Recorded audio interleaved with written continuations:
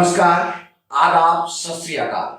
आम आदमी एक्सप्रेस में आप सबका स्वागत है। आशा है कि आप सभी स्वस्थ होंगे। सरकारों के तमाम प्रयास के बावजूद करप्शन खत्म होने या कम होने के बजाय आज नए नए स्वरूप में ट्रेंड बदल के हमारे और आपके सामने आ रहा है। मानो आज भ्रष्टाचार हमारे जीवन की दिनचर्या बन चुकी है।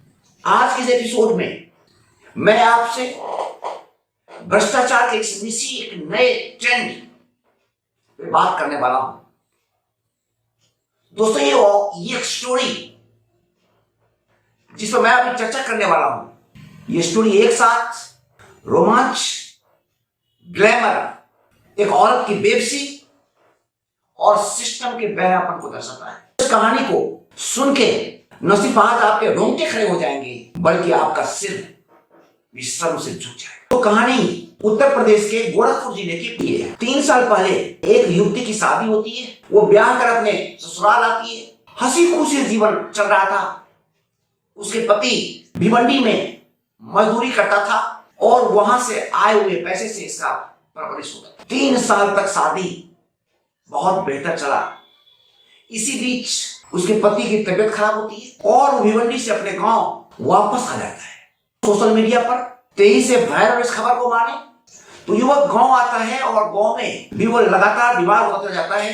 स्थानीय डॉक्टरों से इलाज के बावजूद उसकी तबीयत में कोई खास सुधार नहीं होता और एक दिन वो असामयिक मौत का शिकार हो जाता है। जैसा कि हम सब जानते हैं कि छोटे शहरों में, छोटे गांव में, कस्बों में आज भी इस तरह की दर्जनों मौतें होती है जिसका कारण सामने ही नहीं आता।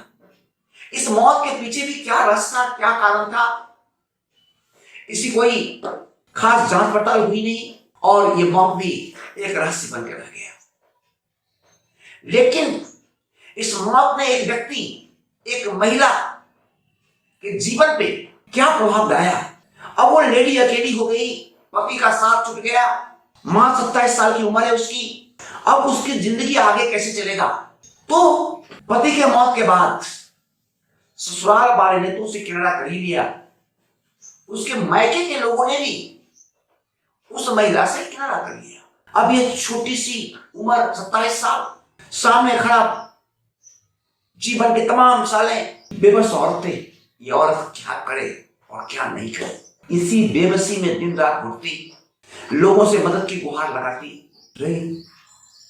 इसी बीच उसे किसी ने यह जानकारी दी कि जाकर पंचायत के प्रधान सेवक से मिलो, पंचायत के प्रधान से मिलो।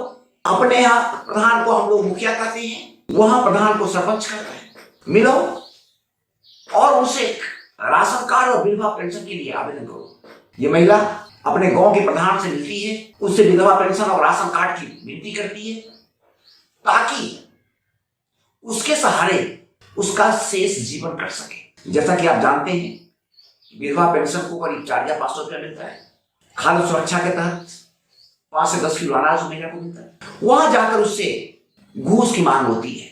अब वो महिला घूस दे तो कहां से, उसके पास घूस देने के लिए पैसे नहीं। फिर उसके साथ सरपंच ने सौदेबाजी की। देखा महिला जवान भी है, खूबसूरत भी है, न कोई आगे है न कोई पीछे है। तो सरपंच ने प्रस्ताव रख दिया, अगर तुम कुछ ना ही दे सकती हो तो अपने जिस्म ही मुझे सौंप दो। इस काम के बदले में उसे रात बिताने का प्रस्ताव सरपंच की ओर से मिलता है। बेबस और लाचार औरत उसने इस सौदे को कबूल कर लिया। फाइल आगे बढ़ी और यह मामला सरपंच से होते ग्राम पंचायत सचिव, ग्राम पंचायत से और आगे जाते हुए कुल 13 लोग इस पूरे घटनाक्रम में हैं जो या तो कार्ड बनाने के लिए जवाब देते या सरपंच के इर्द गिर्द रहते थे। इन सभी लोगों ने कार्ड और वृद्धा पेंशन के एवज में इस महिला से साथ रातें बिताई और इस प्रकार 13 लोगों ने इस प्रकरण में अपनी हवस मिटाई। मुखिया महिला को राशन कार्ड मिला या नहीं मिला, उसे वृद्धा पेंशन मिल रहा है या नहीं मिल रहा है। मैंने सोशल मीडिया के ऊपर से काफी कुछ खोजने का प्रयास किया, कोई पुख्ता जानकारी नहीं मिली है। ये सब कहानी चल रहा था। इसी बीच महिला बीमार पड़ जाती है। उसने भी झोला छाप डॉक्टरों से अपना इलाज करना जारी रखा।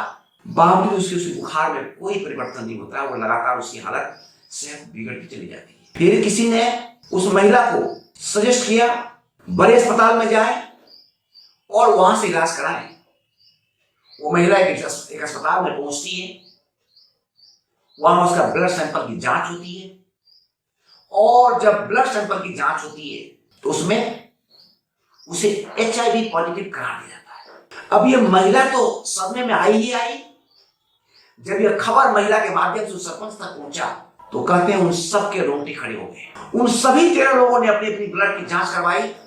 उन सबको एड्स का सौगात घूस के रूप में मिल चुका था। सवाल उठता है कि इस महिला को एड्स कहां से मिला, क्योंकि इसका कोई तथ्यात्मक प्रमाण तो है नहीं कि एड्स उसे अपने पति से मिला।